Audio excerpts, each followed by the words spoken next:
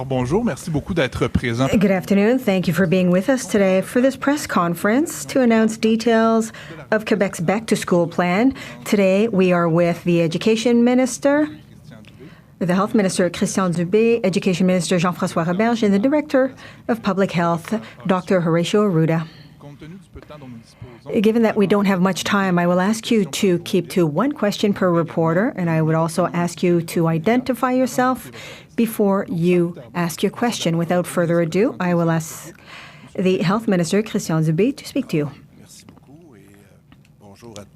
Thank you very much. Hello, everybody, on this wonderful Monday. Mr. Roberge and Dr. Arruda, I would like to come back to the commitments that we made last week to update the whole issue of back to school. And actually, that is what my colleague Jean-François Roberge will be doing in the next few minutes. I would like to remind you that in June, the government had presented a game plan for back to school. And actually, at that time, we had said that we would keep an eye on the situation because we knew and we could see over the past weeks that the situation was evolving and that if needed, if adjustments were necessary, we would make these adjustments. So obviously today, with the knowledge that we now have, we can make these changes because the knowledge that we have as it pertains to the virus has evolved quite a bit since the plan that was submitted in June. And that is why today we are presenting to you a plan that is updated as we get closer to back to school. This plan was developed with Public Health, and I thank them for their work and on the basis of their recommendations. Now, I would also like to go back to what I said last week concerning our IT systems. I know that several people in the room and who follow us are anxious for us to update our IT systems, our information systems, either on the NSPQ site or on Quebec.ca. So I would ask you to be patient for a few more hours, but all of this will be in place in the next few hours. So our IT people have managed to do great work, and that is why you will see in our communique that there are some small adjustments, because you know that for about 5 months now we've been working and we've been adjusting from about 50 cases when we merged all three systems together. So we went from 50 to 60,000 cases, and I think that's extraordinary. Unfortunately, we've had 2 additional deaths out of approximately 6,000. So I think that we have done incredible work, and for all of those who are fans of data, you will be able to go look at that information. And once again, we have committed to do this, and I wanted it to be done today, and it will be done today as promised. My third point, and I would like to finish with some good news.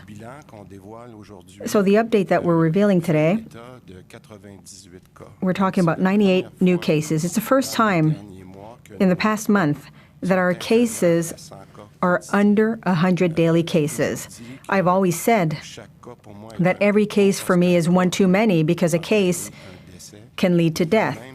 But still, given the circumstances, you'll remember when we started to follow the mobile or the rolling 7-day average, we had an increase, and we knew, I had told you that it worried me a little bit because it was an issue of saying, well, is it because of the reopening that we had done?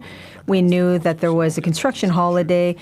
There were some issues either with bars or restaurants, but we were firm, and we said that we were relying on the discipline and on the fact that Quebecers were exemplary in the way that they respected guidelines. But I'm telling you today that it's only for one day, but still it's been a few days where we've been on an average of 100 or 110 cases a day, and I think that we have to congratulate ourselves when we can.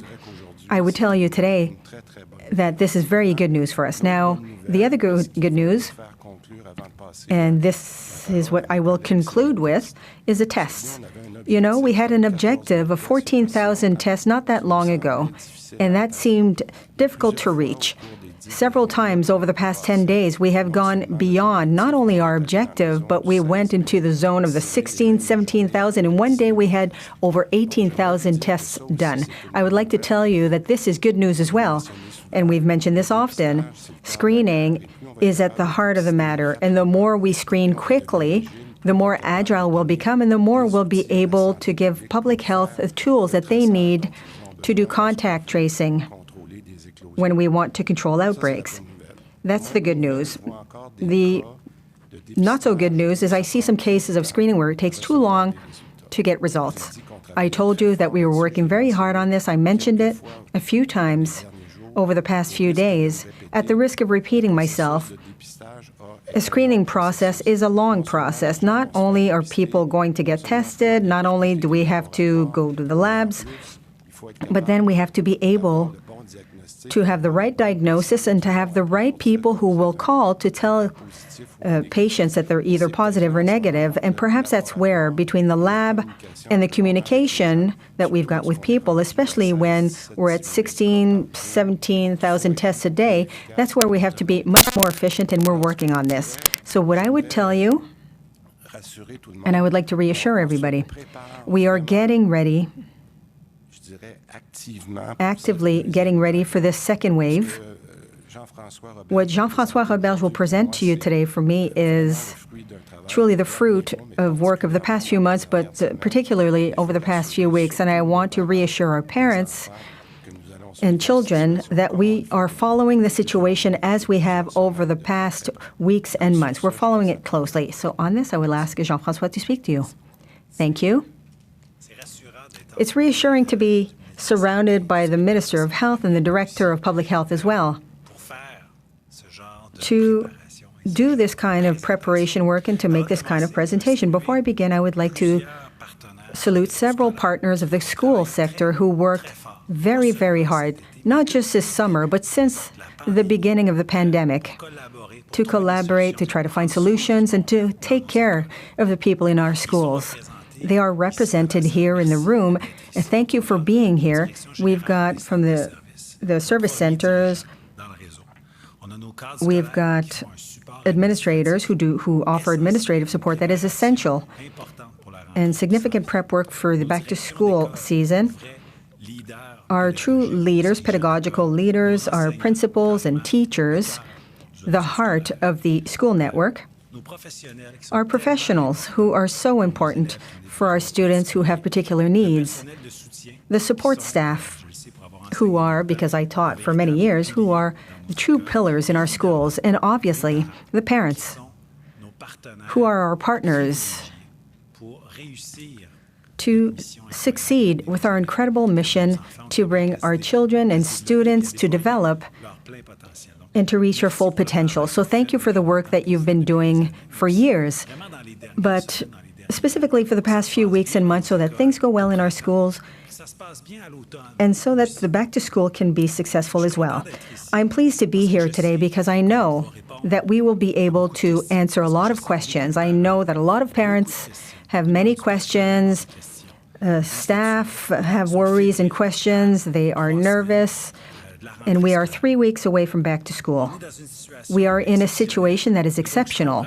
And I understand that the questions that we get at back to school are now even more or even greater right now. I can tell you that I am excited about the back to school. I'm confident, but I'm not taking anything for granted. I know there's a lot of work to be done with everybody in our schools. And it's a priority that we succeed with this back to school, because our children and our health, well, those are the two things that we must protect at all costs. But at the same time, closing schools is not protecting children. It's crucial that we reopen our schools. I say for our children, but also for our teenagers. They must start learning new things. They must get back to seeing their friends again and their teachers. Sometimes these are people who are significant in their lives, teachers, but also the rest of the staff in the schools. So they must be able to start socializing once again. they must be able to develop. And we are able to reopen our schools while protecting our children and the school staff. The back to school that we had in our elementary schools outside of Greater Montreal last spring shows us that we can reconcile schooling and safety. We had very few cases in our schools this spring, and many of the cases were students who did not catch COVID at school. It was counted as a case in the school, but it was not transmission within the school. So it's through this lens, by reopening prudently, and as agreed with public health when we submitted our plan last June, well, now we have an update of this back-to-school plan, and we took into consideration all the information that we had at our disposal.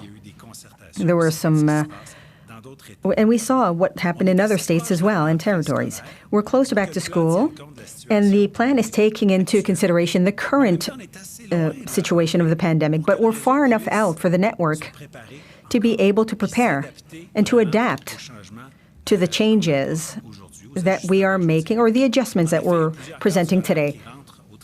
There are some administrators going back to work, and the teachers will be back in 2 weeks. Students will be there in about 3 weeks. So today is the best time to confirm the new guidelines for back to school. The plan submitted in June was a good one. It was solid, and I want to thank everybody in the room here who helped us to submit the plan in June. And it allowed the teams to prepare throughout the summer. So now today we have some adjustments to the June plan. The first element is an element of coherence that will not surprise anybody, and that's a question of the masks or the face coverings.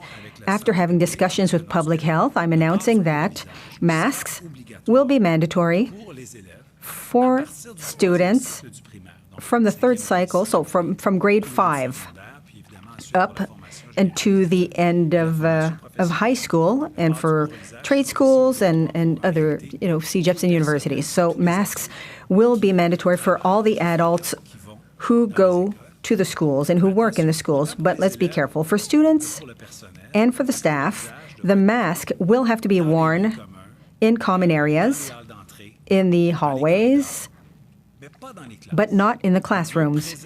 We want to preserve this facility to communicate the contact, the face-to-face contact. Expressions are important to communication, and I know that there were some professionals stated their position. Some people, they said, please, no masks within the classroom. I'd like to bring a clarification.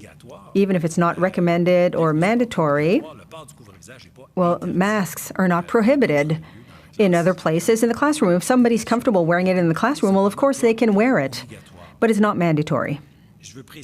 I would like to say as well that it's different for the little children in preschool. In preschool, of course, there's no masks, but there's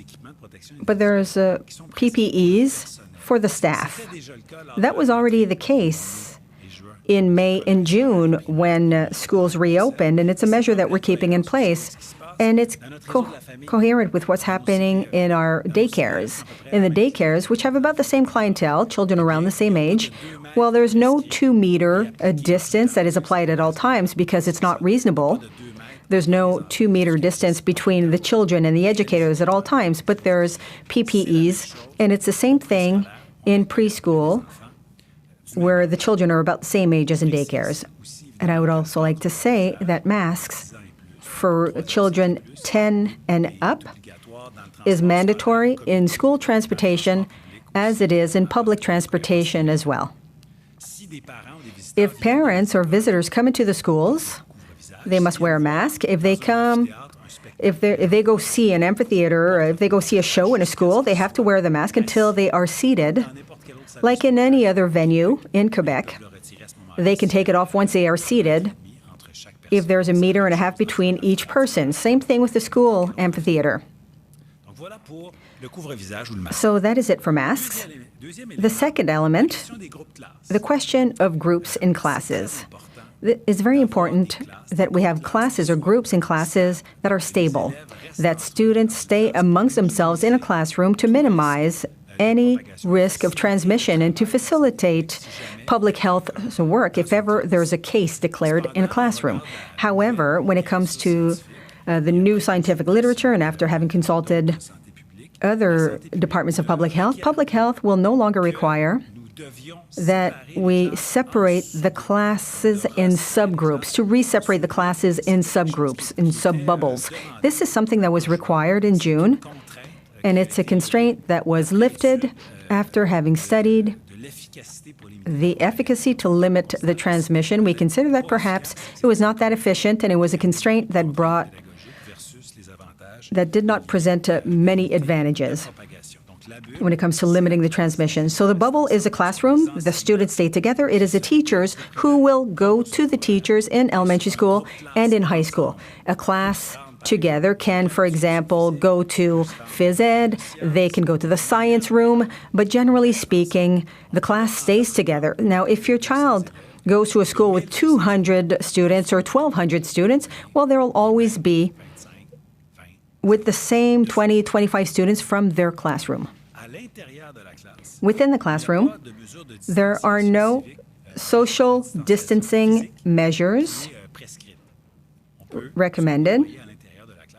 So it's kind of like within a family, right? But if we leave the classroom, for example, in high school, then they have to put on their mask and they have to keep a meter distance with other students. And that is important. It's also important to say that these measures that we are putting in place to take care of students, to take care of staff, to ensure everybody's safety, does not replace the other measures that have been proven to be effective. What worked this spring will be applied this fall. So access through different doors to avoid that students meet up, changing the schedule a little bit so that not everybody arrives and leaves at the same time, to have recess schedules that are a little bit separated so that we don't have too many students together in the schoolyard. Now, the gel, the Purell, washing hands, obviously, that has been proven to be effective, so these are there to stay. These important elements, I think it's important to clarify them. Now, I would like to speak specifically and directly to the parents. I, myself, am a father of young children who will be going back to school. I know that many parents are confident. They are looking forward to their children going back to school and going back to a routine. But I know that there are others who are very worried, who see back to school with a certain apprehension. I understand you, and I think that the measures that we're announcing today should reassure you. But there are some who have a level of worry that's a little bit higher because they have children who have a health problem validated by a doctor, and that could be linked to COVID, or parents who at home have not a children who's vulnerable, but perhaps a spouse who's vulnerable. So what I mean, I want to say to these families and to these parents that your children, of course, if they have a doctor's note to validate all of this, can learn from home. They are entitled to online learning. We're not saying, these children are entitled to online learning. And that means that the school service center will guarantee a service of online learning. There will be some teachers who will supervise your children, who will give classes online and who will be available to answer their questions. Your children will get their schoolwork and all the accompaniment that they need. And it could be for a long period of time, but we want to take care of vulnerable people. And I think it's important to mention this. Another element that I want to bring up today is uniformity in the way that we communicate. Today, we're presenting communication tools that are already available on Quebec.ca, but I can tell you that this will be deployed throughout the school network. Your school will send you these communication tools. It will be an information campaign so that throughout Quebec, everybody has the same information. What do we do if a child has a fever? What do we do if a child is coughing? Who do we call? What number do we call when we're worried?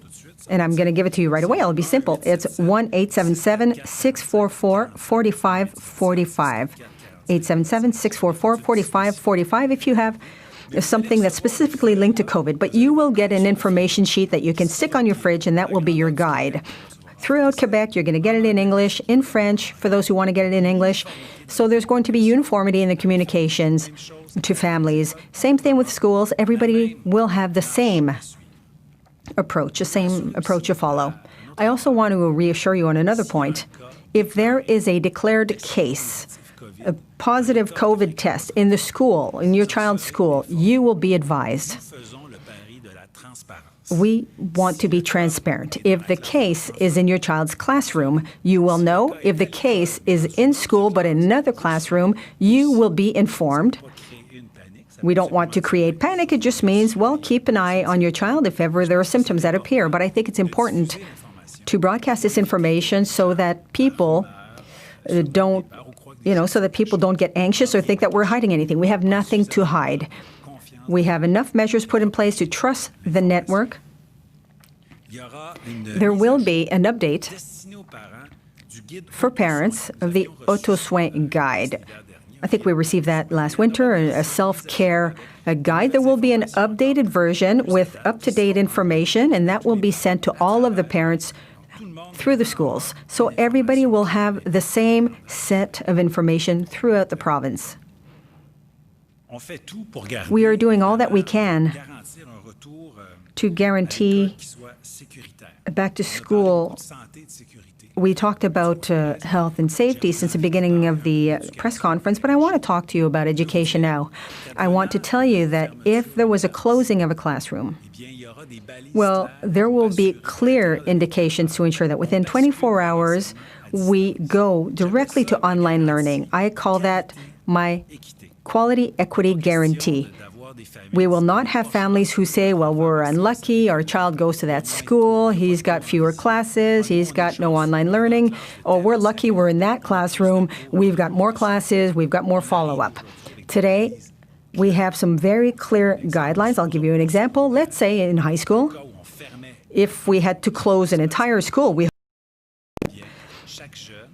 every young person, every student will have a minimum of 15 hours of class per week. Every student will have access to 2 hours of access to teachers to ask them questions. Every day, 2 hours per day. So those hours, of course, we can do a bit more for children who have specific needs. So this guarantee, I think, is very important to understand to reassure parents. We're not going towards a back-to-school or a school year where we're only doing revision and consolidation. We want to catch up our delays. We want to teach. We want to see our training programs. If ever we have to close a classroom or a school for a limited period of time and we want education and teaching to go on, it's a challenge that we are able to face. And essentially thanks to the competence and mobilization of our teachers, of our professionals, and of all of our teams in our schools and service centers. In closing, I would like to thank all of our partners in the school network, all of those who are working every day in the network. I want to thank the parents as well. But I have a special thought for people in the schools, the support staff, the teachers, the principals. You've done extraordinary work, and I know that you will continue to work in this way with the year to come. I think that now we've answered a lot of your questions. In conclusion, I can tell you that thanks to our June plan, the preparation is what we said in June is still there, and it allowed people to work from June to July, and back to school is almost completely prepared from an administrative point of view. We're waiting for the arrival of the teachers to finish it all up. We're bringing 2 big adjustments for masks and for a clear approach with uniform information, and we have this quality equity guarantee, and I think that should reassure everybody. So today we've answered several questions, but I'm sure there will be more questions from our friends or reporters in the room, but also from parents and the staff. And we will put all of this information up to date on the website. You will get information from your school. And I want to tell you that we will be ready for back to school. I'm confident of this. Altogether, we will succeed with parents with the staff, but mainly for the children. Thank you. Dr. Arruda, la parole est à vous. Dr. Arruda? Hello, Mr. Dubé, Mr. Roberge. Hello, everybody. At the eve of this back to school, I would like to speak to parents and teachers, but also to children and our teenagers. I think it's important because they've experienced a different school year, and they, too, have to feel that the health network and the education network, we've done all that we could for them to have a wonderful back to school so that they could catch up and so that they could also go back to socializing, which is a very important point for young people. Since the beginning of the pandemic, we've acquired new knowledge on COVID-19. We're not at the same place that we were previously. And the experience in terms of control measures and the reopening of environments. You know, we had steps of reopening that were progressive. Our main objective was always to maintain the health and to reduce as much as possible the number of outbreaks. We went about this prudently so we could go back to a certain level of normalcy. At the community level, and specifically in schools, outside the Greater Montreal region, this type of operation was a success last spring. We have to remember that last spring, when we said that we would reopen schools outside Montreal, parents were worried. They had significant worries, and we have to remember that back to school was a success. For the children who were happy to go back to school, and for the teachers, and as well for the parents. So that is a feedback that we got, and I think that currently that's what we're aiming for once again. However, it's clear that the virus is still present, and there might be a second wave coming. We can't hide our head in the sand. And Quebecers, beyond what will happen in the schools, they must respect all the measures that we put in place if we want to decrease significantly the impact of a second wave. An absence of cases or of outbreaks is impossible. We can't expect that we'll be able to prevent everything as long as we don't have a vaccine, as long as the population is not completely immune. It's unthinkable to think that there will be no outbreaks or cases. However, we can control the situation, and that is what we have done to a certain extent this summer. And it's very good news for young people is that the great majority of our young people can have the illness, but without serious consequences. That is major. Would have been different if it was another type of epidemic like a meningitis or something like that. But in this case, it's good news. And we recognize today that depriving children of their school environment is even more negative than the impacts of COVID-19 for them. When children need to be in a context of socialization, they have to learn things, not just from an academic point of view. We can do it. We can learn things at home, but school is an environment to build citizens, to learn, to come into a relationship with others, and that is major, and it's important, and it's true for everybody. So it's very clear, and pediatricians are clear about this, in a context where the illness, the COVID-19, has little impact and major consequences on children who often are asymptomatic or they just have like a little cold. Depriving them from school has impacts on their future life. So I think that it's important, and it's in this context that the public health teams have worked together with people from education to we're looking at this seriously, but we want to adapt it so that we can have an adequate school setting. So this work was all done jointly so as to manage at once the different infections that occur every year in schools. You know, there's going to be cold, there's going to be gastro, there's going to be different things that look like COVID. Our hygiene measures, we hope, will decrease the transmission of these illnesses, but we will take on very clearly the situations where it could be COVID-19, and it will be prevented through different measures that are put in place in schools for physical distancing, the bubbles that we're creating, the masks, the types of interventions. And if ever there's there are cases in a school, we will act quickly as we did in certain day camps or certain industries. We were able to limit the transmission in the community. And if all the measures are put in place and respected in schools to protect students, teachers, or families, and of course, ultimately, society at large. And I'd like to remind you once again that it's not just school that's an environment where there could be transmission. There's transmission in our families, if we have parties with children, and, you know, we talk about the 10 people, but this can generate a transmission. So don't think that all cases will be in schools. But I think that currently we've done all that we can to come to this point where we can offer our youth a wonderful school year, and I'm insisting on this. It's truly important. And all the parents will be informed. If there's a case in a school, that doesn't mean that everybody's at risk. You know, we will have bubbles in the classrooms, etc. But this information will be communicated to you. But be assured that as soon as there's a case for which there's an intervention to be done with your child because they were in contact with the case, we will do a public health inquiry as we have always done. And if you are not contacted, apart from the receiving a letter that says that there is a case in your school, well, your child is probably not involved. So, but you have to keep an eye on your symptoms. Obviously, if your children have fever, as usual, you know, we don't send the child to school. So I think that with everything that we've experienced last spring, school has to come back. It has to reopen. It's essential for children. It's better for their development. It's better for their social life, and it's better for their mental health as well. Please don't transfer your stress to your child. We will take care of them. And finally, I wish all children a wonderful back to school, teachers as well. You'll be pleased, I'm sure, to be with your students again. But finally, with what's being done in the school environment, I'm also announcing that mask wearing will be mandatory in public transportation in common areas for children 10 and up as of the 24th of August. So the same way that we will require it in school environments, we will also require it in public transportation. I would like to thank the Education Network for their collaboration with our public health teams. I would like to thank parents who are trusting their schools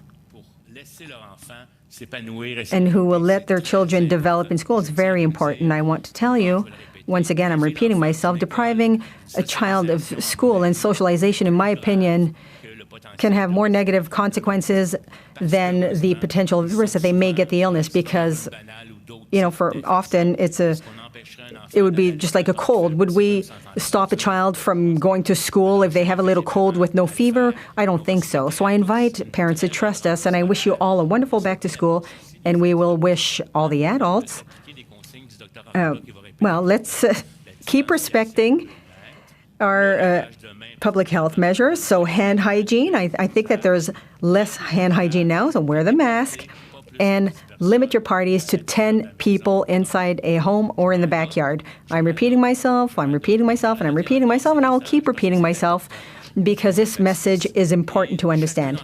And each one of us in school, public health, we will do all that we can to have a successful 2020 back to school. We're still in 2020? Yes? Okay. Thank you very much, Mr. Arruda. And now we will move on to the question period once again. Given that we don't have much time, we will ask you to ask only one question. Please introduce yourself before you ask your question. We'll start right away with microphone 1. Vous m'entendiez, ma voix porte déjà pas sans masque. Oui, justement, le ministre Roberge. So, Minister Roberge, what will happen with recess? Given that this is a common area, am I to understand that children 10 and up will have to wear a mask and those under 10 do not have to wear a mask? For recess, outside,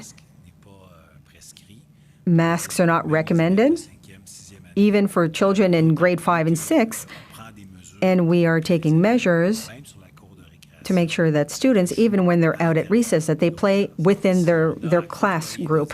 If they see students from other classes, then they have to respect the 1 meter distance. But there's no masks outside. And what happens with... We're going to ask you to limit yourself to one question.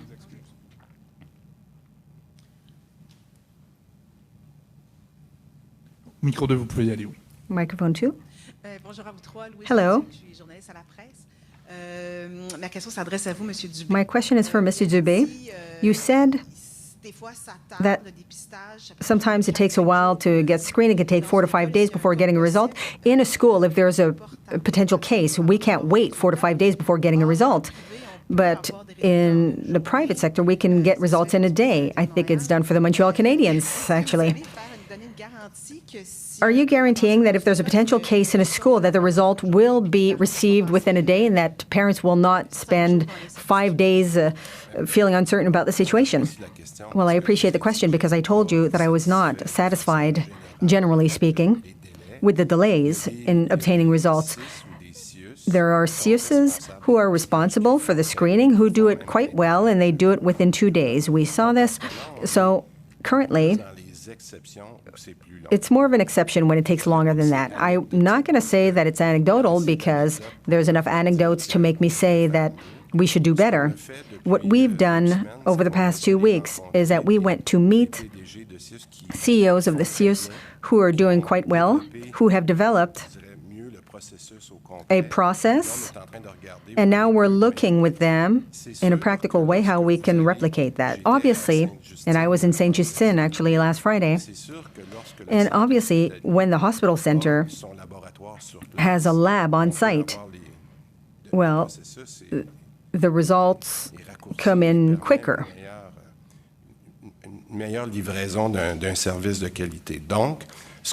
So what we are looking at now, and that is what Mr. Roberge will do, well, in collaboration with public health and people from the CIUS who will be responsible for screening, what type of corridor of access could we have for parents and children? Because we have to look at, excuse the expression, but we have to look outside of the box to see how we can do things quickly. And that's what I've asked the different general CEOs of the CIUS and CIUS.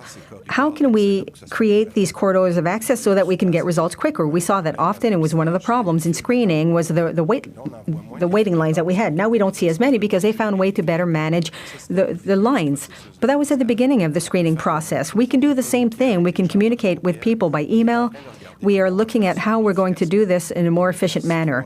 We've got 3 weeks before the children go back to school. I want to make sure that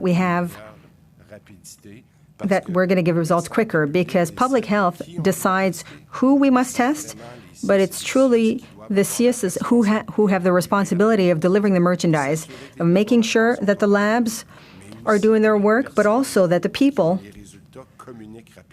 who get the results communicate them quickly. So that entire process, we're looking at it and challenging it with our... And it's going to be ready for sure before back to school. We've committed to it. Concretely speaking, Mr. Roberge, what's going to be offered as catch-up work? I'm thinking about kids who are going from grade 6 to Sec 1 and who missed 4 months of school. And what's going to happen with sport études? Well, that's a good question. The question of, the catch-up that we have to do. Most children did not miss that many weeks of school. And there were some things that were done either because they went to school or there was a follow-up by the teachers. We can't think that there were months and months and months where there was no learning and no consolidation of knowledge. This said, today we're giving clarifications on the protocols, our health protocols, a way that we will communicate with parents, the fluidity of communications, education, health, public health, our guarantee to go quickly to online learning if required. Later, we'll come back with service additions. There will be some service additions. There will be some consolidation periods, and we will make sure that we give even more for vulnerable students. So we don't want to do, we're not doing a regular school year. We want to give more services to the students, and we'll have more information on that. And sport études? I'm sorry, we have to limit ourselves to a question. Monsieur Fortier, c'est à vous. Je vais saisir la balle au bon pour le sport études. Okay, for sport études, or art études, so the sports programs, and also for secondary 4 and 5. We know that there was some uncertainty in June because there's a lot of optional classes. So Sec 4 and 5, will they be in the classroom? In sport études and in art études? Well, those are a few questions in one. Now, Sec 4 and 5. This is part of the plan that was submitted in June. It's one of the things that is not part of the adjustment. So 95% of the things that we've said in June have allowed our schools to get prepared. And this is linked to the fact that we must keep the classroom as a unit. When we get to Sec 4 and 5, there are optional classes. So, well, do I want to go perhaps in CEGEP in human sciences or in pure and applied science? You don't take the same classes in science and in math, and students must go from class to class. So instead of being with the same group of 25 students, if I'm changing groups 2 to 3 times, at the end of the day or at the end of the week, perhaps I was in contact with 100 students, and this is not a good thing when it comes to public health. That's why we're prioritizing health, protection of our children, of our families, of our staff, and that's why, unfortunately, we made a compromise. We're allowing for the Sec 4 and 5 to have alternate days in school and at home, but at home they'll continue to learn with schoolwork, and it remains what we had established in the June plan. We will not cut in art programs, okay? I want to say this. This was mentioned a few times. We're choosing to have a full-time back to school with full groups. We are teaching 100% of the program. We are not cutting in phys ed. We've got, in Quebec, we've got art, drama, dance, music. The schools choose which ones are taught among these 4 classes, and we're not going to cut in the arts. Now, from one year to the next, some school go from, well, we're choosing to school drama, and then after, well, now, no, they're going to get music. That is part of the choices that schools have made over many years. Sport études, art études, now you're outside of the curriculum to do more, and that is allowed.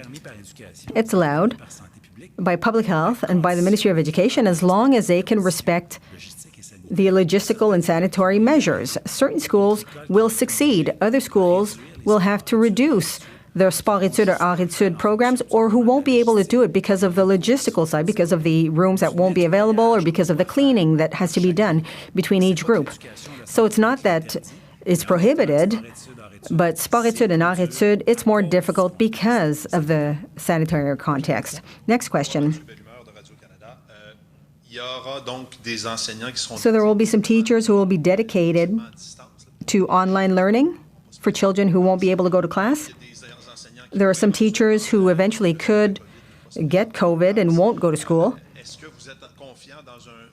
Are you confident that there will be enough teachers and that teachers will not, we won't have too many substitute teachers going from school to continue this learning?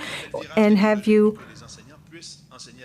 are the teachers, do the teachers have everything that they need to teach online within 24 hours if there is an outbreak? Well, we inherited an education network that was not invested in for many years. So we are reinvesting in our public network, and this started to show. But after 1 year in power, the Coalition Avenir Québec had more people who were registering in education faculties. We diversified access to the profession. We created bridges for people who didn't have the 4-year bachelor's degree but who wanted to become teachers by going to get some skills. So we're acting on several fronts to make sure that we have enough teachers so that we don't have a shortage of teachers. We haven't gotten there yet. It's going to take a few years. You're saying that there are teachers who perhaps have health vulnerabilities that are documented, and perhaps they won't be able to teach in the classroom. And it's also true of students. So perhaps there will be fewer teachers, but there will be fewer students. And teachers who are healthy and who are not sick, but that are just vulnerable to COVID, will be able to, from home, teach online. But this staffing is up to employers. So it's our school service centers who will logistically allocate the staff and manage it on a case-by-case basis. We have enough IT tools. I want to clarify that. We've done all the verifications. We've ordered close to 100,000 devices since mid-June and I think the 10th of July, and that those will be delivered at the beginning of August. We've done our homework. Thank you very much. Next question. Dr. Arruda, wearing a mask is one thing, wearing it well is another thing.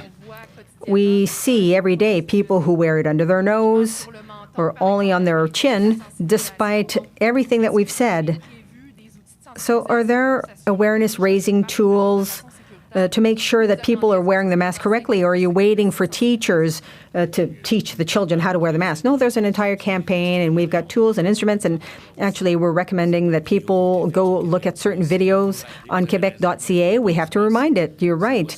The masks have to be worn correctly, and also hand hygiene. You know, before you put on a mask, you wash your hands. After you take it off, you wash your hands. It has to cover the nose and the mouth, and we have to keep reminding. If there's a teacher who sees a student who's not wearing their mask well, they can remind them, but we're also going to count on everybody doing their part. My spouse sometimes tells me to adjust certain things on my mask. You know, it's not natural wearing a mask, right? And we've said this often. It's a learning process, but I think that we have to remember people to wear their mask correctly when the nose is sticking outside. If they sneeze, then there will be droplets that will be transmitted in the air. So, thank you, Dr. Arruda. You're making this decision, which kind of goes against the decision of public health in Canada at the federal level. Why is it that you are deciding to not impose the mask in the classroom, or impose what? Well, from my understanding, we're doing the same thing as Public Health Canada. People have to wear the mask when they are in common areas, but not in the classroom. Well, in the classroom, when they are in their group, they can take off their mask. If they're seated, they're not in interaction with others. I don't think that Canada is saying that they have to wear it on their face at all times. I'll have to check, but I think that wearing a face covering all day long without taking it off becomes a challenge. And in my opinion, it could even be detrimental to children's concentration. But I'm going to check to make sure that I'm not making a mistake. I'll check to see if they've recommended that the students wear it all day long. I don't think that's what they've said. It's to wear the mask. I'll refer you to Ontario, for example, who impose it in the classrooms as of grade 4. Just one question, please. As I said, in public health, we consider that masks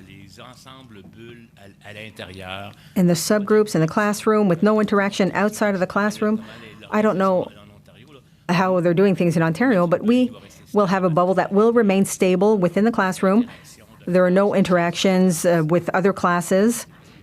It's teachers who will go to the students. In this context, in a context where wearing a mask all day long is quite a challenge for adults as well as children, we think that the risk management is adequate. And let's remember that we are in a context where most children who could catch the illness would not have very negative consequences. But I'm going to check their model in Ontario. But with the stakeholders in education, pediatricians in Quebec, there are even people who say that we should let the illness be transmitted in the school. But I think that we've got a good level of risk. What will you do to make accessible masks for young people? I'll explain myself, because it's become mandatory in public transportation. They've distributed masks in the metro, for example. Now it's an additional cost for parents who will have to buy masks for their children. Maybe they've got 2-3 kids. They've got to buy 2-3 masks. It can be expensive. Will there be a distribution of masks in underprivileged neighborhoods, for example? Yes, I'll answer that question. I'd like to say something that perhaps was not in your question, but I didn't mention it in my remarks. For the staff, since it's a work tool, the schools and service centers will supply the face coverings to all the staff. Now, for the students, now it's like a piece of clothing, like a hat or like a gloves or like a scarf. Parents will supply the masks. This is part of this is part of what we need everywhere. These children, if they go shopping with their parents, if they take the bus, already they've got a mask. This said, there are some vulnerable people, economically vulnerable, and we have to take them into account. You know, a backpack, it's not the government of Quebec that gives them to all the students in Quebec, even if they need one. It is part of what parents must buy. But there are some kids who get them through community organizations, and they give them to underprivileged children. So we will work with these organizations to help families who need help. Thank you. Next question. Good afternoon, Matthew Lapierre with the Montreal Gazette. A question, maybe a clarification. Students who are vulnerable to COVID and can get doctor's notes and have access to this remote learning, would they be allowed to get access to that remote learning if they have a relative or a family member who is vulnerable to COVID? Short answer is yes. So if they are some vulnerability medical and a doctor has a paper to say, okay, these kids have some sickness related to COVID, he has right to have learning from a distance. And just the same, if somebody in the family at the same address have some sickness related to COVID-19, they will have the right to have this distance learning provided by the school. Merci beaucoup. Prochaine question. Next question.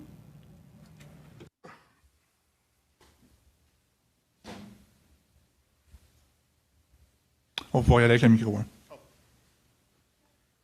Mr. Roberge, Phil Carpenter, Global News.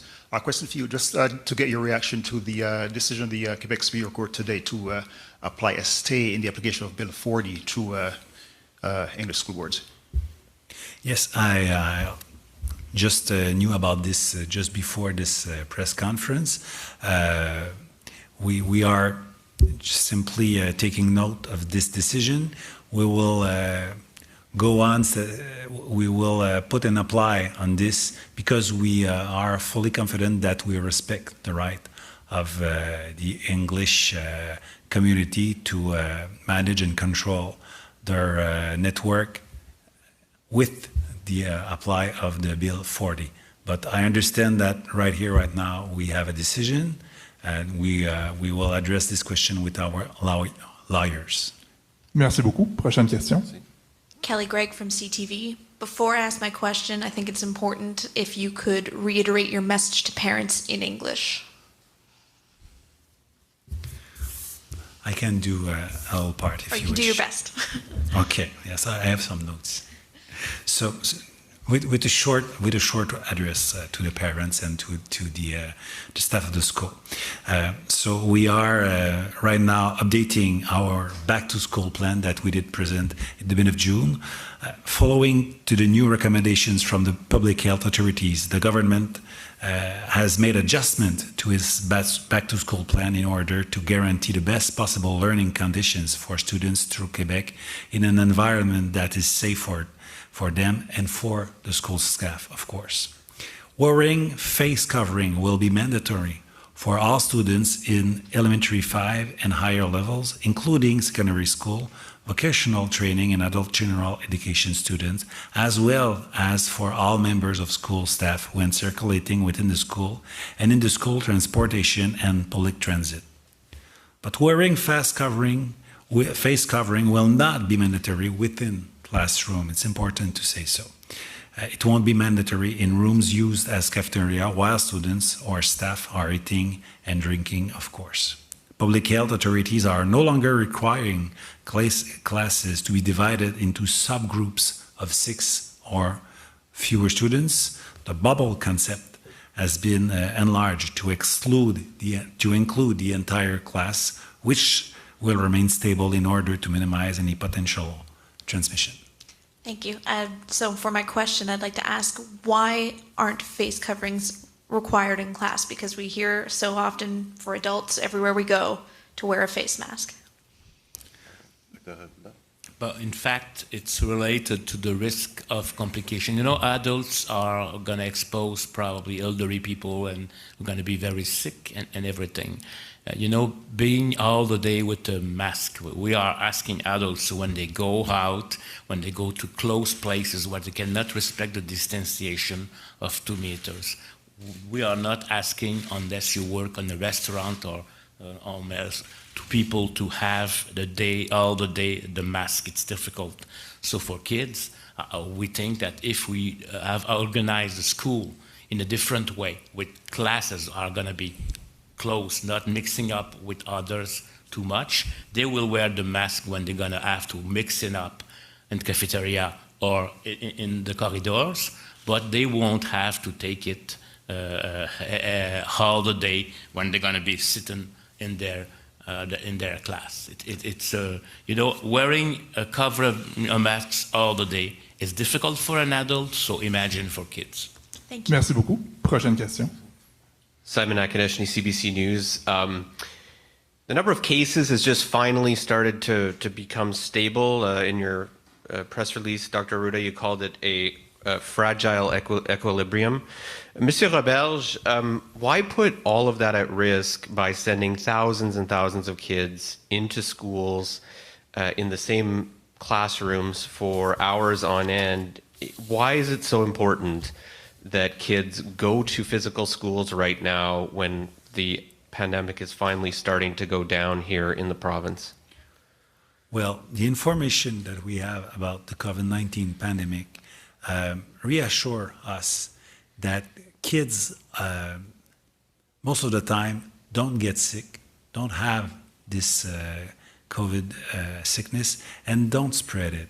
And we are really aware for the risk for not open the school. Not open the school is putting our kid at risk. We have some problem with mental health, with learning disabilities. So I think the higher risk is not to reopen our schools. Merci beaucoup. Donc, s'il n'y a plus de questions. If there are no other questions, this will conclude our press conference. Thank you very much for being with us today. Thank you, everybody.